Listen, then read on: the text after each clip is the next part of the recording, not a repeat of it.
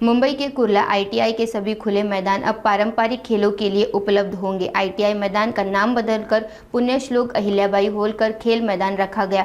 वहीं गोवंडी स्थित राजकीय औद्योगिक प्रशिक्षण संस्थान आईटीआई का नाम बदलकर जाम साहेब मुकादम सरकारी औद्योगिक प्रशिक्षण संस्थान कर दिया गया। मुंबई के कुर्ला स्थित आईटीआई के सभी खुले मैदान अब पारंपरिक खेलों के लिए उपलब्ध होंगे। स्थानीय युवाओं और खिलाड़ियों को बढ़ावा देने के उद्देश्य से ये फैसला लिया गया। इस मैदान का नाम अब पुण्यश्लोक अहिल्याबाई होलकर खेल मैदान कर दिया गया है। इसके अलावा मुंबई उपनगर के गोवंडी स्थित राजकीय औद्योगिक प्रशिक्षण संस्थान आईटीआई का नाम बदलकर जाम साहेब मुकादम सरकारी औद्योगिक प्रशिक्षण संस्थान कर दिया है।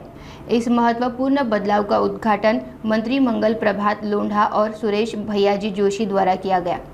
4 एकरपेक्षा जास्त खेळाचे मैदानाचे नाव आपण पुण्यश्लोक अहिल्याबाई होलकर यांचे यावेळी 300वा जन्मशताब्दी वर्ष चालला त्यामध्ये ठेवला आहे आणि त्यामध्ये आपण एक अट ठेवली आहे ते फक्त देशी खेळासाठी पारंपरिक खेळासाठी मैदानी खेळासाठी राहील।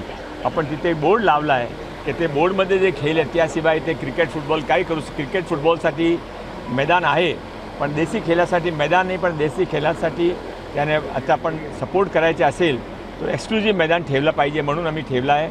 जामसाहेब मुकादम समाजामध्ये एक मोठे नाम होते त्याने शिक्षण क्षेत्रामध्ये आणि विशेषतः राष्ट्रीय स्वयंसेवक संघाचे स्वयंसेवकचे नाते देशासाठी भारतीय संस्कृतीसाठी फार काही केले। त्यांच्या नावावर आज आपण आमची या विवेकानंद इंटरनॅशनल अकॅडमी जी आहे तिचं नाव आपण त्याच्या नावावर ठेवलेलं आहे। आता सांगितलं काय ते अशा नावांचा परिणाम इथे जो कोणी येईल त्याच्या कुठेतरी मनावरती होणार आहे। जामसाहेब मुकादम राणा प्रताप अहिल्यादेवी देणगीदार नाही आहेत, त्यांनी समाजाचं ऋण फेडलेलं आहे आणि म्हणून अशा समाजाचं ऋण आपण फेडलं पाहिजे असा संस्कार इथे आलेला मिळेल।